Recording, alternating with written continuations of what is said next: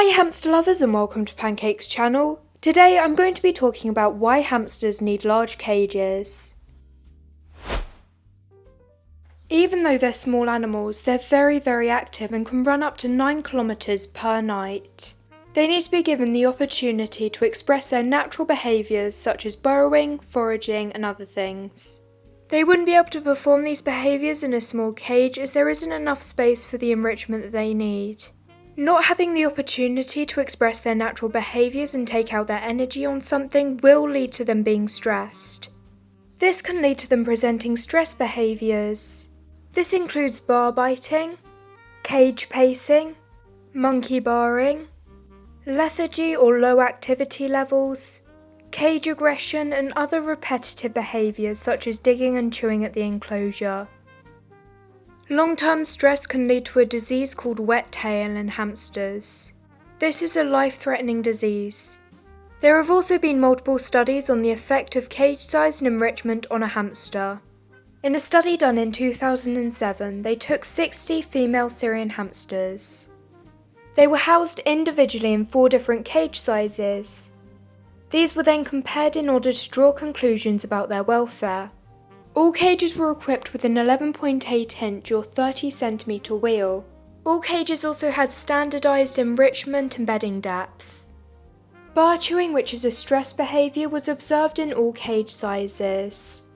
However, the hamsters that were kept in small cages gnawed the bars significantly longer and more frequently than hamsters in large cages. In this study, the smallest cage size was 1,800 square centimetres or 279 square inches. The largest cage size was 10,000 square centimetres or 1,550 square inches. So the conclusion of this study was that hamsters are happier in larger cages. However, it's important to note that enrichment is just as important as cage size. I'll link a video all about hamster enrichment in the description below and in the iCards above if you'd like to check it out.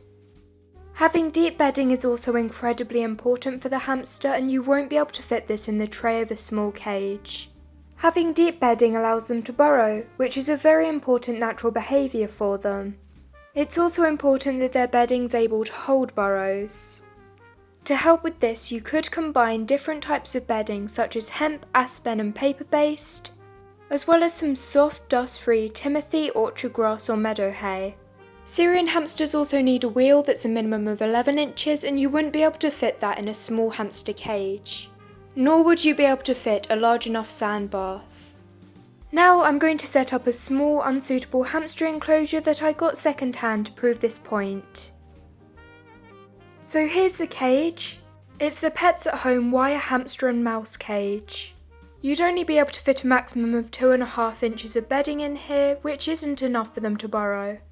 So I'm just going to put an 11-inch wheel in here, and it doesn't fit. A lot of the people that I know that use this cage use a flying saucer hamster wheel. These wheels are often 7.5 inches in diameter. Considering the minimum diameter for a dwarf hamster is 8 inches, that is far too small. That will lead to the hamster getting back problems, and also dwarfs can run so fast on them that they fly off and get hurt. So I added the 11-inch wheel that didn't fit, the sand bath, as well as a small hideout and a little bit of bedding. There's not much you can do to enrich such a small space, but I put in the essentials such as the water, food and forage, as well as some nesting and a foraging toy. Because it wouldn't fit, I removed the wheel and just replaced it with some beach chips. I then put Pancake in the cage while I cleaned out his other cage. I then left him in there for about 30 minutes.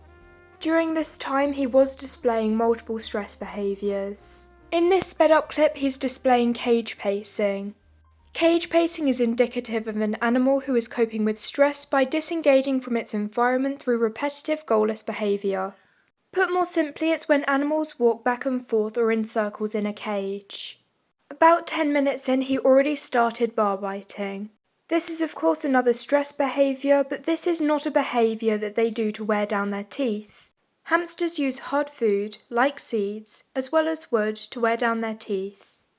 Over time, bar biting can lead to them getting sores above their nose as well as damaged teeth. If you notice your hamster showing any of these behaviours, it's really important to try and upgrade their cage. If you already have a large enclosure, then it may be a good idea to add some more enrichment to it. This is what Pancake's cage looks like after I've topped up its enrichment. He hasn't shown any stress behaviours in it so far. Another thing that frequently gets said in my comments is why spend so much money on such a small animal with a short lifespan? My answer to that is that the size of an animal shouldn't determine what they deserve. And also in comparison to our own lifespans, hamsters' lifespans are very short. But to the hamster, that's their whole life. It's important that any animal has a good quality of life. Another thing that frequently gets said in my comments is that their hamster lived a very long time in a small cage. A hamster could probably live for about 2 years in a small box, but that doesn't mean that it has a good quality of life. Another question that I frequently get commented is, well, why do pet stores sell small cages then? Most chain pet stores care more about the money that they make than the welfare of the animals. By making the cages smaller, they can fit more cages on the shelves at the pet store. Plus, it's more convenient for the person that wants to buy the hamster as the cage won't take up as much space in their home. In conclusion, the larger the cage the better, as long as it has enough enrichment. That's the end of this week's video. Thank you so much for watching. If you enjoyed it, please consider subscribing. Bye!